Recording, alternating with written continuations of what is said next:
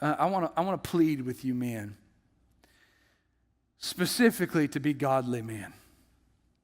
I think it is so crucial to you to have a good marriage for you to love God. For you to love God, for your wife to know you love God.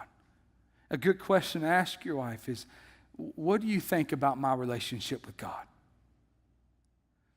When you see me and you see my relationship with God, what are the things that you think? Is it good or is it non-existent?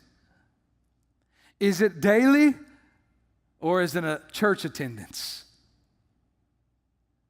Is it when it's convenient or when it's really hard? What you loving God is the catalyst for you having a good marriage.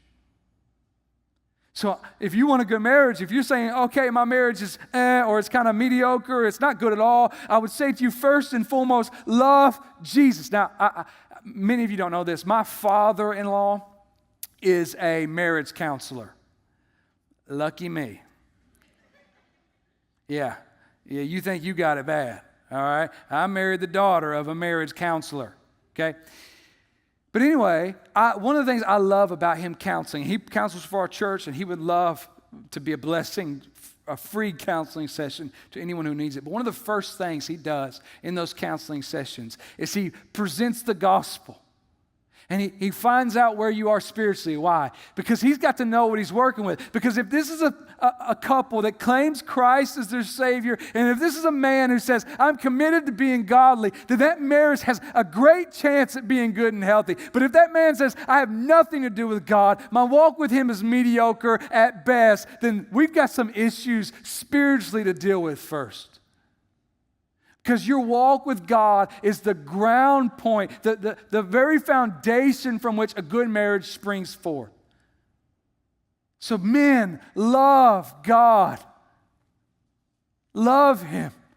Love Him more than you love your wife, more than you love your children. Love God with a reckless abandonment, with a passion, with a desire to know Him, to love Him. This is huge to having a healthy marriage.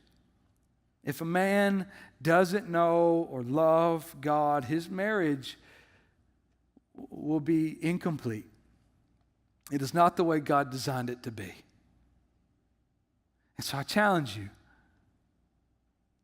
take up the cross, follow Him, love Him. It is the starting point for great marriages. It's the greatest thing you can do for your marriage.